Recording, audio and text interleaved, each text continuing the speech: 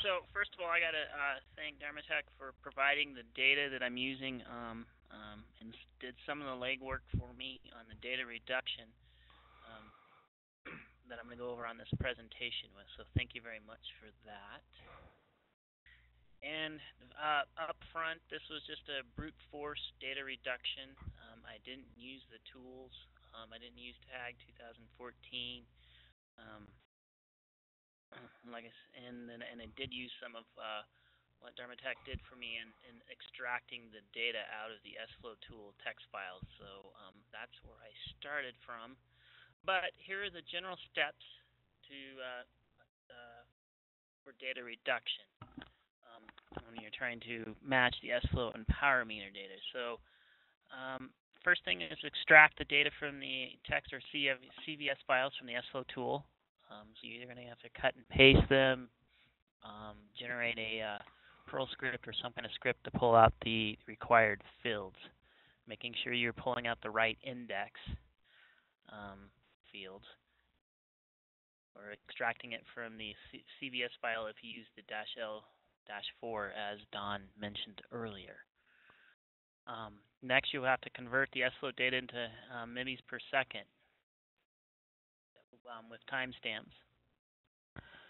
Then identify the workload and start times. You can use the tag 2014 tool from spec. Combine the SFlow and power data. Since the most likely with the SFlow data, it's not going to match up to the power data timestamp. So you're going to use linear interpolation on the SFlow data to match the power meter timestamps. We'll go over that. Generate the 30 metric points that you need for the metric and the verification that the process is stable. Just the comment, Patrick, is that as you have reflected your metrics with lowercase, they were meant to be, capital, maybe, Yeah. Maybe I noticed one that slipped past that editing. Sorry. That's okay. It's just for everyone's comprehension that we didn't create yet a different metric with a different set of math. It's the same one. Okay. All right. So after you have the 30 points generated, the 30 metric points, the MIBs per second per watt, you can test stability using the moving average and at least fit squares, which is in the spec. We'll go over that, and then generate the metric of the using over the 300-second period.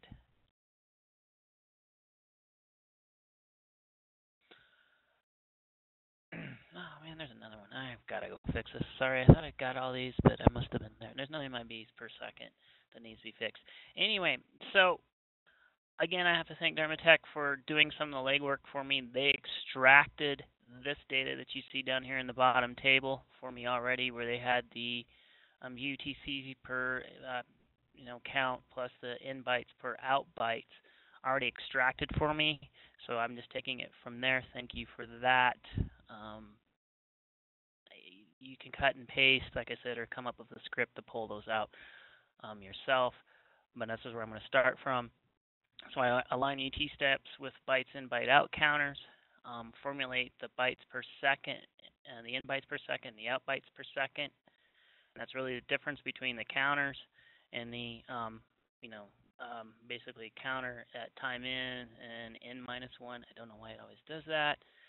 And divided by the seconds. So that gets you your bytes per second. And of course, then you divide by 10, 4, 8, 5, 7, 6 to generate your MIBs per second. Oh, we did add the ins and outs for the total bytes per second.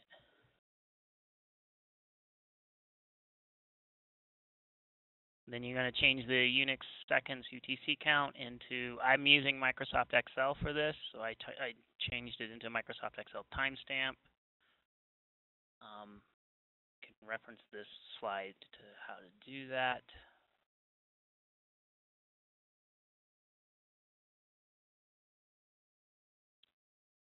And then I combined the SFlow and power meter data in a spreadsheet.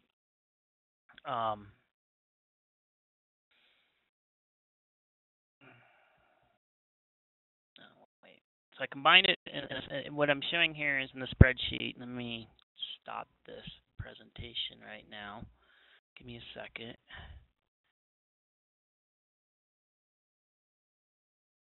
Oh, don't do that to me, 'cause I get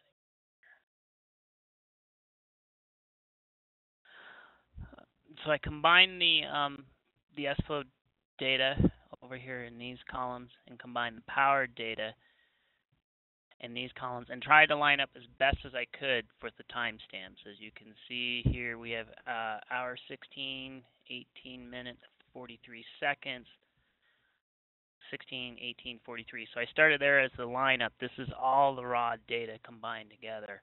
But you can see eventually it will eventually get off pretty quick and soon.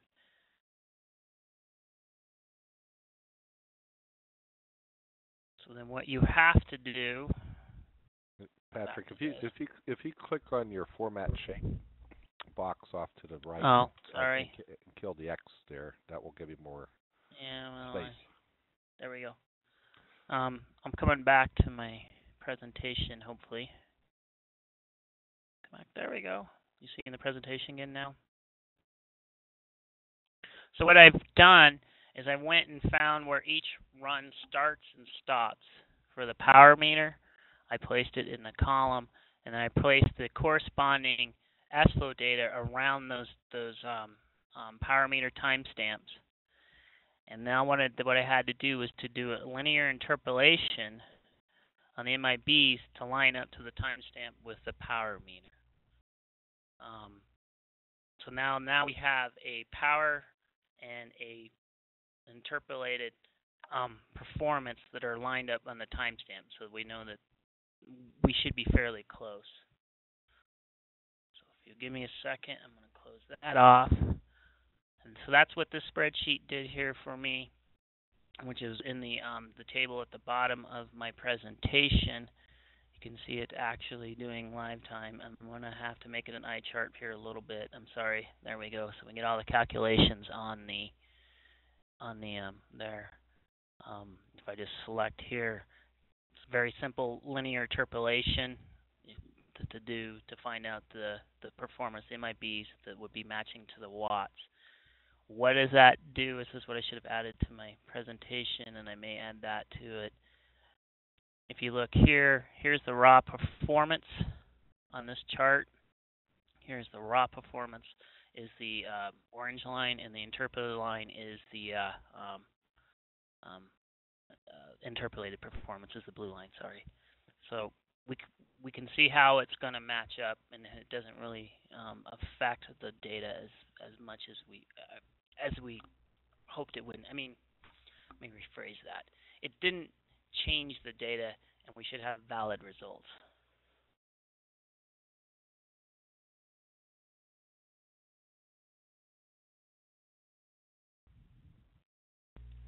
What was the difference in seconds? The difference in seconds is I pulled out the timestamps. As you can see here in column B is the SFlow hour, minute, and second. And then so just to help me line up the timestamp better, instead of just looking at 7:30:33, 7:30:37, I pulled it out so I know exactly where the seconds are and I know which minute I'm in and which hour I'm in. The difference in the seconds is so the difference between on row 3, so you're at 37, but my power meter is at 33, so I'm 4 seconds behind my power meter sample at that time. Does that make sense? Yes.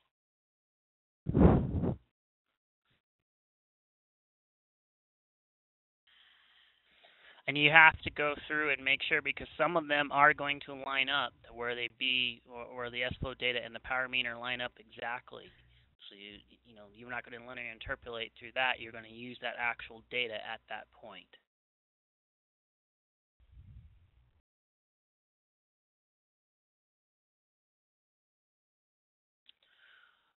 Once I have the aligned performance data and power, I divide it. I take the interpolated data, divide it by the power to generate my 30 samples. So now I have the MIBs per second per watt.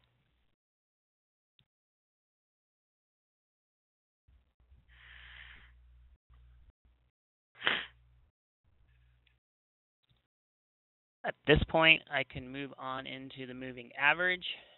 So the our first validation is with the moving average. Um, you start off with sample 0, S0, which is the average across all 30 samples. And then you generate a moving average with the equation shown in the spreadsheet here. And you verify that all 30 points are within 5% of the original average.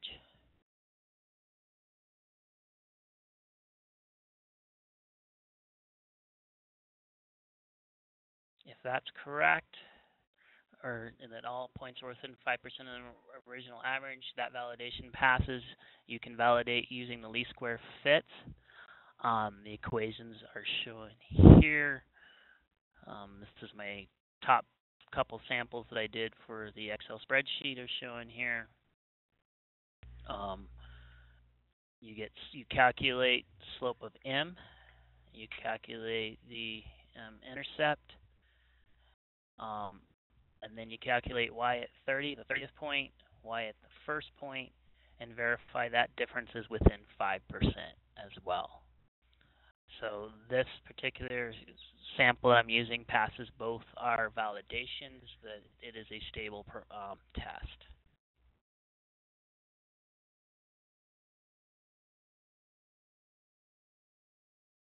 After you get a stable, both tests are stable, then you know you have a good metric that you can calculate, and that's basically taking the average of the linear interpolation in my B's per second divided by the average of the power for all the 30 points. And that will be your metric that will be reported, the MIBs per second per watt.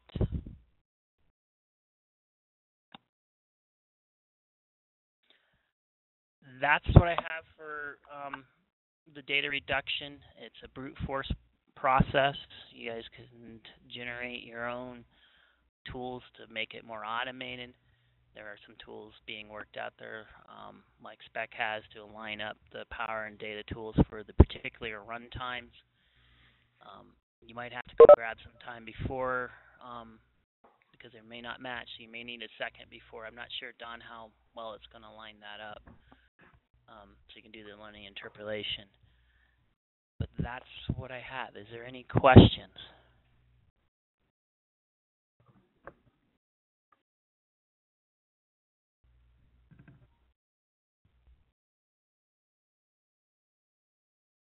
Like I said, this was all done in Microsoft Excel. Once you get a spreadsheet going, it's pretty easy to do, where you could cut and paste.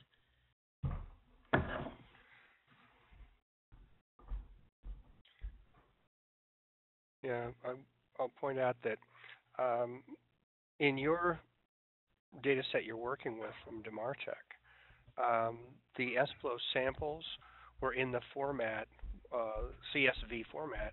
However, no, they weren't in a CSV format. They were in a textual format, and the timestamp was in Unix ticks, which is number of seconds since the epoch. That's one format that SPLO can put out. The other format, which I was talking about, capital L, puts the date stamp in the records, the CSV records, and uses a day, month, year, hour, minute, second thing, rather than UTC, the Unix ticks. So when you do the calculations for the MIBs per second, you need to verify that you're dividing by seconds and not Excel fraction of a day. Right. Or I'm not sure if Google does the same way or not. Yeah, in Excel, if you type in a date string and then you say, now show me what that number is fractional pieces of it's days and fractions of days. So you have to be careful when you're doing the date manipulation that you use the appropriate mechanisms. So the main difference that we had between block and file that we have now, we had to use linear interpolation to align the performance data with the power meter data. Is this spreadsheet going to be provided to the class? I can provide the spreadsheet to the class, yes. That would be wonderful.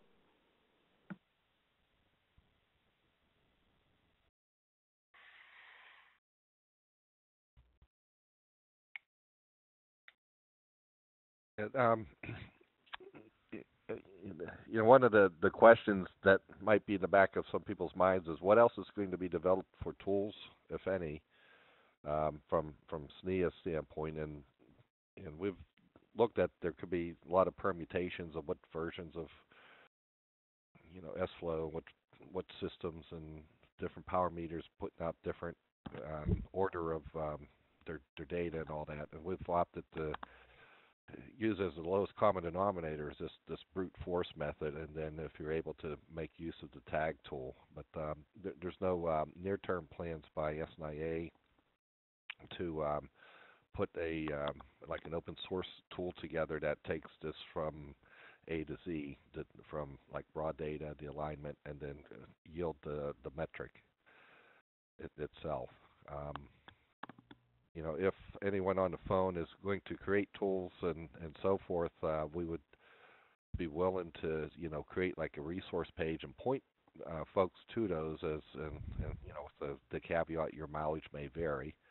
And, GitHub tends to be a rather supportive place to do open source posting of materials. I would say that since there's such a small community of performance-oriented engineering work, it might go a lot further if there was like more collaboration with the few people that wanted to create tools, so that we don't end up with like 6 incomplete tools of varying degrees of completeness or quality versus one or two tools that nail it well and support a wide range of tools and input files. Patrick, in your work here, it looks like you have selected 30 points, or you've selected the runtime of a particular load interval. So there are 10 load samples taken, and you have gone to the metric on one of those, not all 10. Right. So this particular spreadsheet that I'm showing right now is for VDA run 10, right? If you look at, here is the whole run. See how I can just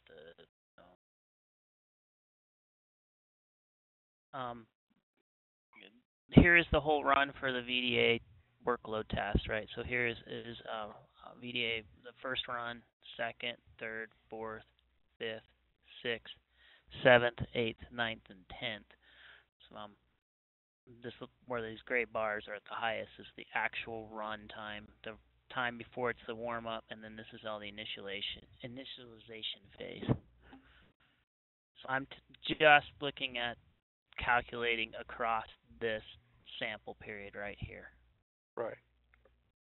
But the students, when they get ready to actually do this, they're going to need to calculate that metric for at least several of those final 3 or 4 load points to make sure that they find the actual peak efficiency, not just the peak throughput. Mm-hmm. Right? Yes. So my metric here for VDA 10 was 875 for the 9th run. Oh, I think that's wrong. Give me a second. I grabbed the wrong thing. It was 7796. Okay. So you did find the peak efficiency, not just the peak throughput. Yes.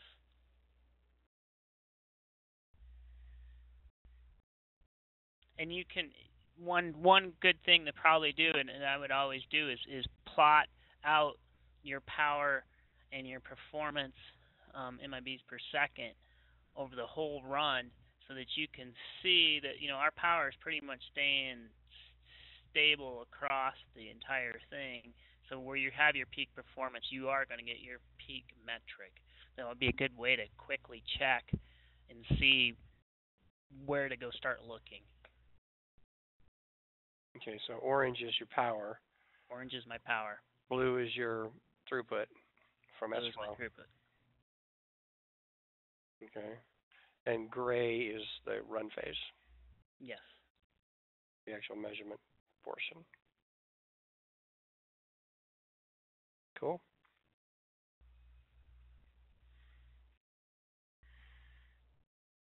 So is there a way to automate that where it just automatically generates your metric from all 10 load points, or you just have to manually brute force it?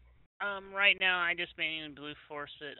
Carlos and I may be looking at trying to figure out how to automate that more. He's Okay. more of the Visual Basic programmer than I am. Yeah, without tag 2014, you're going to have to find the right points that are in the run window. Not sure how you do that in Excel. What I did is, I just, again, when I combined it all, so here's the whole run data set. Where is this combined? Oh yeah. VDA raw, excuse me. And then I just went looking through the log file. I had a marker here. I have to have it over here. I could come here. Okay, here's the start of VDA at test 1. I was being dyslexic here. Here's the warm-up start. Here's the runtime start. So Where did you get that information? You went and looked at the SFS log file? Yes. Okay, that's where you got that from. Okay. That's where I got that from.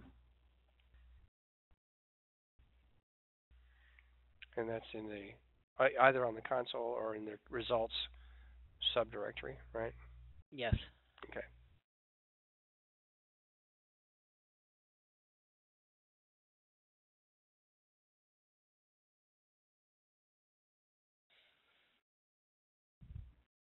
Any other questions? I was gonna pop something up when you're down here and show them what it looks like, how you parse that out of the log file. I can start. If you got a log file laying around, you could just show them. Give me a second. Yeah, while they're going back and forth on different sets of material to show next, any questions, either send them in, put them in the chat window, or take yourself off mute and ask. If Don has used tag 2014, could he provide a demonstration with that? I haven't used the latest version. Okay. But I've been told that I can show you the man page and we can try it, but I don't have a data set to run it on right now. Okay. But I've been told it works. I sent that Martech data set to Nick so he could use that for practice. So you want to take a whack at that overnight and yeah, we could try and put something together. Share an experience tomorrow to say, darn, that was easy, or darn, Nick better fix it. Right. So this is the log file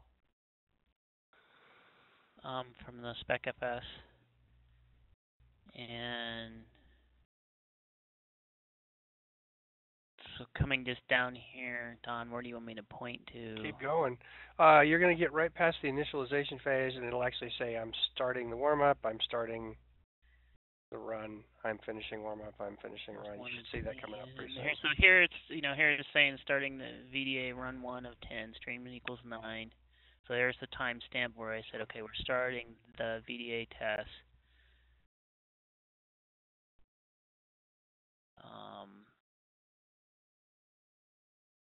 It's telling me what it's doing. Where am I at? Come on, there should be a heartbeat thing that I see. Yeah, Starting results, launching inking processes. So start initialization phase finished, warm up, waiting for test to finish. Starting warm-up phase. Starting warm-up phase, and then here's the starting the run. Starting run phase. That's the date string you want right there. Starting run phase, and when it's finished.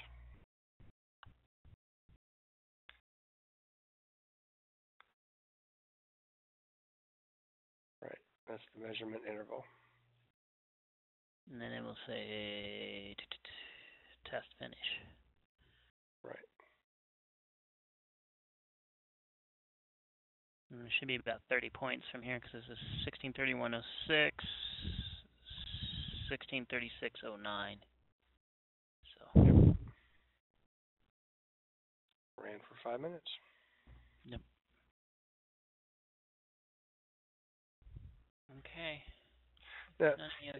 are there any guidelines as to if someone wants to take more samples with SFlow or more samples with the power meter? I mean, the minimum is apparently every 10 seconds, but is it okay for them to have more samples? Well, the power meter, and I guess I didn't show that. What I've done here in just brute force. The reason I mention that is because if the benchmark runs for 300 seconds and you only poll your SFlow on your power meter every 10 seconds, then you have exactly 30 points. So it's just barely enough to meet the algorithms that are used to establish stability. If we were to sample more often, then we would have more points that we could then kind of move around inside and find 30 that look good. Right. But then you'd have to wait.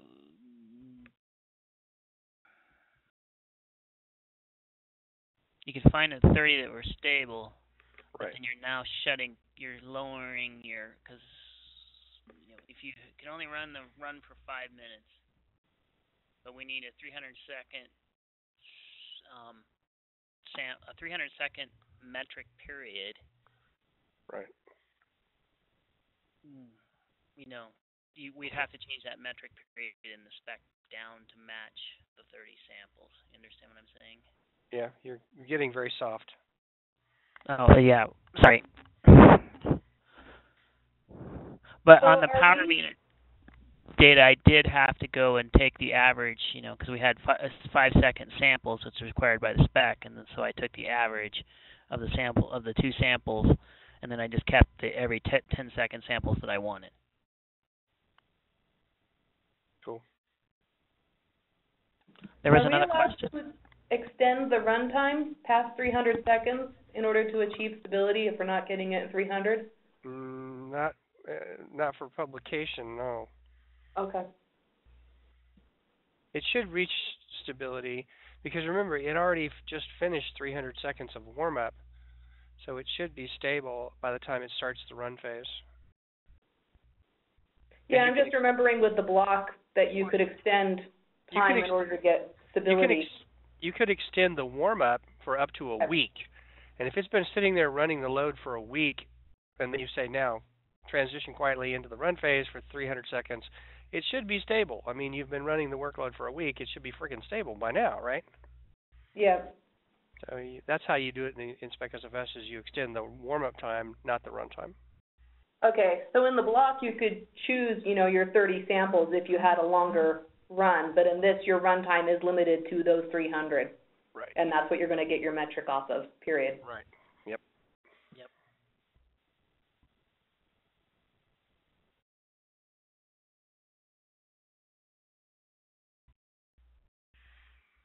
Now, kind of an interesting footnote, if you've run this test and you've determined your best efficiency and your peak throughput for each of these 4 workloads, and you're the proud owner of the SFS benchmark, you do have the option to publish the SFS results through spec as well as your Emerald results. So you could actually get 2 publications by a single run. Your marketing department might like that a lot.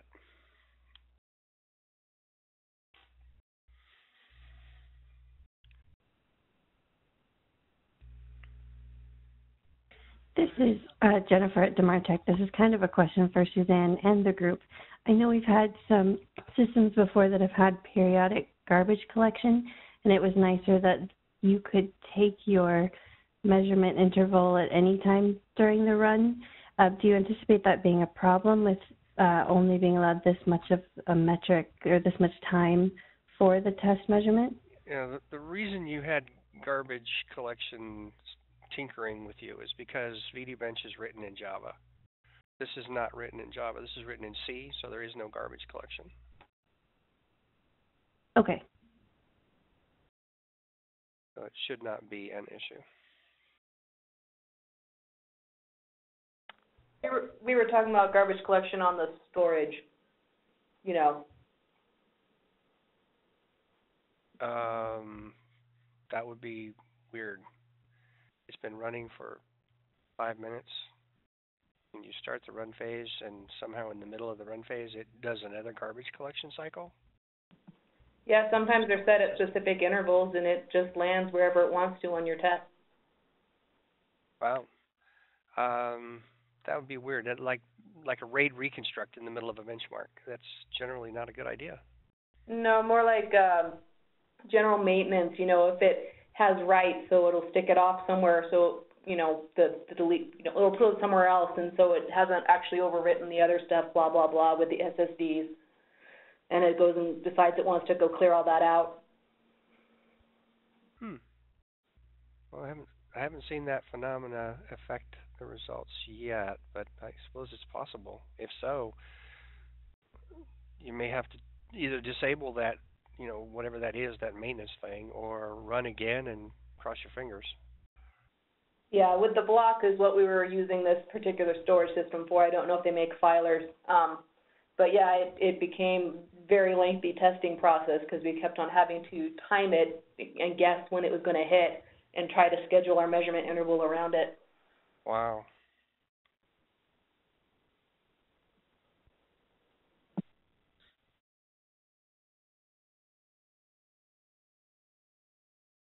Yeah, that would be bad. That would potentially, you would fail the SFS validation. The reason I say that is every SFS benchmark, its name like software bill, VDA, whatever, each one of those has a set of pass-fail criteria. All right? It checks not only did you achieve what you requested as far as operate, but it also checks to make sure that every process on every load generator achieved the same throughput plus or minus a certain percent. And that the aggregate, together did not drift more than a certain percent above or below the requested rate. So if you got some garbage collection that that messes things up to where sometimes load generators are able to sustain an equal amount of work and sometimes they're not, that would fail the SFS. You get marked invalid by the SFS benchmark as well, because the whole goal is that you reach a steady state. If there is no steady state, then I don't know how you would ever fix that. You just don't have a machine that's stable at that point. Pray that your use for that machine is not burning DVDs, because you just have a big stack of dead DVDs sitting in the corner. I mean, if you don't sustain a certain rate, the DVD frame buffer will go empty, and it'll just burn the DVD and turn it into a brick. So that would be weird to have a system that can't sustain for long periods of time a steady state. Well, the block test was also longer as well, and it was trying to reach, it would have, 12 hours minimum of hot band conditioning, and so it was at the end of that it would start doing this maintenance cycle. It might not be a problem with spec SFS, so we'll have to see. Right. It's only 5 minutes. It's not all day. Right. So if there are maintenance cycles, you could just say, well, I'll run this benchmark just after the maintenance cycles have finished, and it'll be several more hours before they return, so I won't care. Exactly. Yeah, that's evil. But yeah.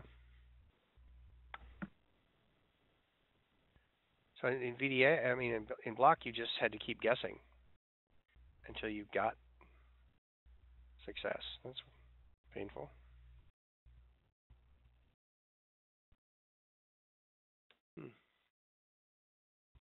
Okay.